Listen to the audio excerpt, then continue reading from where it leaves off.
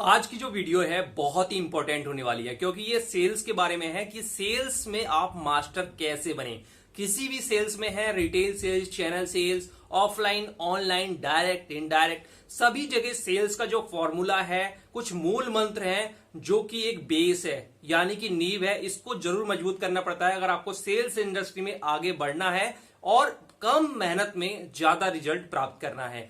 देखो, दुनिया में सभी लोग सेल्स कर रहे हैं, चाहे वो सेल्स जॉब में है या नहीं है। नौकरी करने वाले लोग अपना टाइम बेचकर पैसा कमाते हैं और प्रोफेशनल जो लोग होते हैं यानी टैलेंटेड जो लोग होते हैं वो अपना टैलेंट बेचकर पैसा कमाते हैं। जैसे कि सेल्स में जो लोग हैं, नौकरी कर रहे हैं, वो नौकरी से यानी उनका टाइम है, एक कंपनी को टाइम देना है, उसमें पैसा कमा रहे हैं। और बहुत सारे सेल्स कंसल्टेंट है, सेल्स ट्रेनर है, सेल्स मोटिवेशनल स्पीकर हैं, वो अपना टैलेंट यूज करके उन कंपनियों से पैसे कमा रहे हैं। तो हर कोई कुछ ना कुछ बेचकर पैसे कमा रहा है। जो अच्छी तरह से बेचता है वो ज्यादा कमाता है, जो बेचने में असफल होता है किसी भी फील्ड में वो थोड़ा कम कमाता है। ये रेशियो चलता रहता है क्योंकि हम जो बेसिक्स है ना उसको मजबूत नहीं करते। आज मुझे 11-12 साल हो गया लमसम सेल्स इंडस्ट्री में, और इससे पहले भी मैंने कई जगह ट्राई किया है, पार्ट टाइम जॉब किया है, तो वो भी अगर जोड़े तो कुल मिला के 14-15 सालों का एक्सपीरियंस मैं आपको बता रहा हूं कि सेल्स में क्या चीज जरूरी है, क्या चीज आप कर लेंगे तो सेल्स के मास्टर बन जाएंगे किसी भी फील्ड में, और आपको कोई नहीं रोक सकता। यहां तक कि आपका बॉस भी कहेगा, भाई मेरे एरिया का टारगेट नहीं हो रहा है, तेरा हो गया है, तू ऐसा कर 20% और कर दे, 5% और कर दे। ऐसे बहुत सारे लोग, आपने खुद अपने मैनेजर्स को देखा होगा कि कुछ लोगों को वो इसी तरह से अपना काम करवाते हैं और उनको पूछते हैं किस बेस पर, सेल्स मास्टरी के दम पर, क्योंकि उन्हें पता है ये कर लेगा। तो आज मैं आपको 5 टिप्स बता रहा हूं जो कि सेल्स मास्टरी के लिए आपको करना ही करना है। चाहे आप 2 साल में सीखिए, चाहे 50 साल में सीखिए, करना ही करना पड़ेगा। चलिए दोस्तों, वीडियो को स्टार्ट कर। सबसे पहली बात जो है वो है सेल रिलेवेंट प्रोडक्ट। इसका मतलब ये नहीं है कि जो प्रोडक्ट बिकने वाला है हमें उसी कंपनी में जाना चाहिए। इसका मतलब ये है कि जो आपकी कैपेसिटी है, जिसमें आप कंफर्टेबल महसूस करते हैं, उसी इस प्रोडक्ट को आप सेल करिए ताकि आप और अच्छी तरीके से सेल कर पाएंगे। उदाहरण के तौर पर मैं आपको बताऊं कि मेरे कई सारे जो मित्र हैं, यहां तक कि हमारे जो सीनियर हैं जिनकी पोस्ट अभी ज्यादा नहीं बढ़ी लेकिन वो भी एएसएम हैं और आरएसएम भी हैं, लेकिन उन्होंने क्या किया कि वो केवल एक फील्ड में ही रहे। बिस्किट कंपनी स्टार्टिंग में ज्वाइन करी, बेकरी कंपनी स्टार्टिंग में ज्वाइन करी, बेवरेजेस कंपनी स्टार्टिंग में ज्वाइन करी, और वो बेवरेजेस और ड्रिंक्स से रिलेटेड प्रोडक्ट में ही हमेशा आगे बढ़ते गए। जो बिस्कुट में था वो बिस्किट और बेकरी में ही आगे बढ़ता गया, यहां तक कि उसने नमकीन वाली कंपनी भी ऑफर एक्सेप्ट नहीं किया, तो उनको उसमें रिलेवेंट लग रहा था। तो रिलेवेंट प्रोडक्ट अपने लिए पहले होना चाहिए और कस्टमर के लिए बाद में होना चाहिए। क्योंकि देखो, हमारे लिए रिलेवेंट हो, कस्टमर तो हर चीज का है, हर चीज का है, तो रिलेवेंट प्रोडक्ट की कंपनी में आपको होना चाहिए और ऐसा प्रोडक्ट चूज करना चाहिए जिसमें आपको इंटरेस्ट हो, आपकी मास्टरी हो, उसके गुण दोष पता हो, उसका प्रॉफिट मार्जिन पता हो, किस तरीके से बेचना है, कहां बिकता है वो पता हो। ठीक है।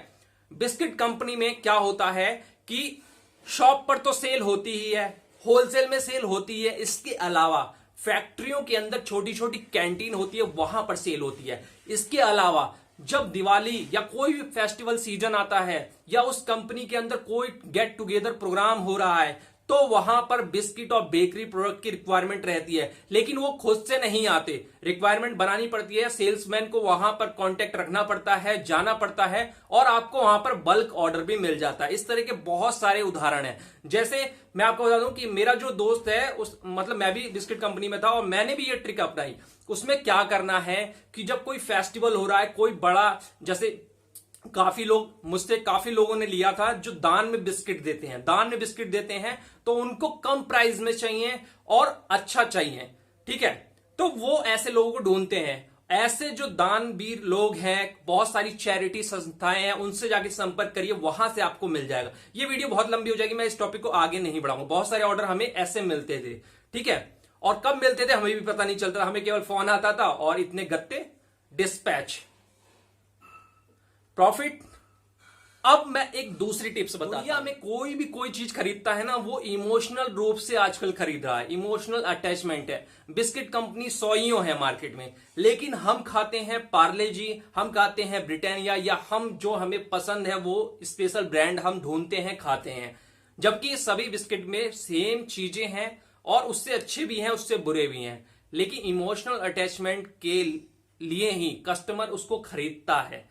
तो इसका मतलब क्या हुआ? मतलब सेल्समैन को यह लेना चाहिए कि अगर उसका रिलेशनशिप इतना अटैच बन गया रिटेलर से, होलसेलर से, कटर से, कि वो इमोशनल रूप से अगर उसको बिस्किट बेचना है तो वो सिर्फ आपका बिस्किट बेचे। अगर आप उस कंपनी से छोड़ के गए ना तो उसकी सेल कम कर दे, और नया कंपनी में आप गए हैं तो आपका नया वाला बिस्किट बेचे। इस तरह का रिलेशनशिप आपको रखना है, यानी इमोशनल अटैचमेंट रखना है अपने क्लाइंट से। अगर आप क्लाइंट से मीट करते हैं, रिटेलर है, किसी भी सेल्स फील्ड में, तो इमोशनल एक अटैचमेंट बनाना, इसीलिए कंपनी इस पे जोर देती है, क्योंकि यहां से बहुत बड़ी सेल जो है जनरेट होती है।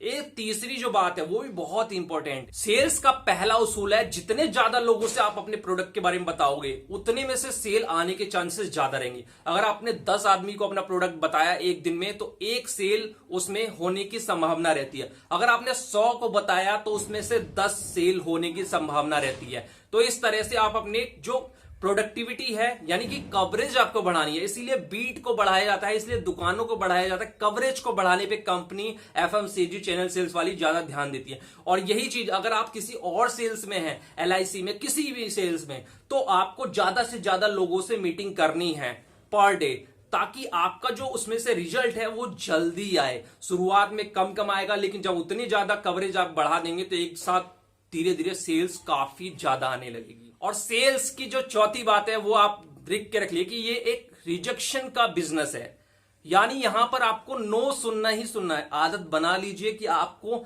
10 जगह जा रहे हैं तो 9 जगह आपको रिजेक्शन मिलेगी, यहां तक कि 10वीं जगह भी रिजेक्शन मिलेगी। यानी आपको अपने अंदर ग्लानि भावना नहीं लानी है, क्योंकि अगर कोई चीज किसी को रिजेक्ट कर रहा है तो वो उस कंपनी का प्रोडक्ट सर्विस को कर रहा है, आपको नहीं कर रहा, क्योंकि आप उसकी कंपनी का प्रोडक्ट और सर्विस बेच रहे हैं, उसके लिए रिजेक्शन है। इसीलिए अपने ऊपर कभी भी ना लें और ये मान के चले कि रिजेक्शन मिलेगी और वही मेरी अचीवमेंट है, मैं वहां से और आगे बढ़ूंगा। तो रिजेक्शन का बिजनेस, यहां रिजेक्शन से घबराना बिल्कुल नहीं चाहिए, लगे रहना चाहिए, सेल होती ही होती है। मैं आपको बता दूं कि दुनिया में कोई भी ऐसा स्मार्ट सेल्समैन नहीं है जो 100% सेल कर देता हो, 100% हमेशा करता हो।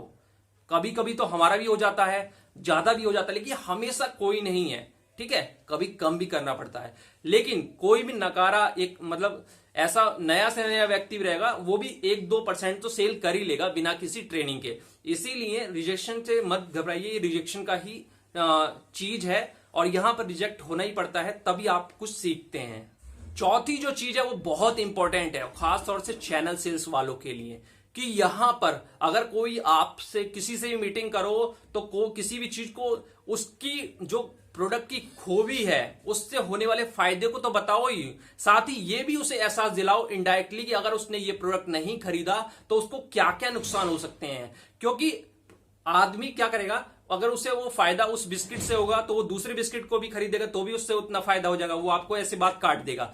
लेकिन आप उसे बताइए कि ब्रिटानिया के बिस्किट में क्या है जो कि दूसरी कंपनी के बिस्किट में नहीं है, या किसी भी चीज का आप नेगेटिव इंपैक्ट बताइए कि अगर आपने इसको नहीं खरीदा इसी प्राइस में तो आपको क्या नुकसान है। आप रिटेलर्स को बोल सकते हैं कि स्कीम अभी आई है, आपने नहीं खरीदा, अगले महीने आप फिर मंगाएंगे, स्कीम नहीं मिलेगी। तो इस तरह की बहुत सारी चीजें होती हैं, जिस बिजनेस में होते हैं, जिस चीज में होते हैं, हमें वहां से बहुत सारी चीजें मिलती हैं और उसको हमें इसी तरह से उपयोग करना है। ये 5 जो गुण हैं अगर आपने जीवन में अपना लिए तो आपको तरक्की से कोई नहीं रोक सकता। यहां तक कि जॉब छूट जाए तो भी आप अपना कोई भी सेल्स का बिजनेस खोल के बैठ सकते हैं, छोटा ही, और धीरे धीरे वो बड़ा हो जाएगा।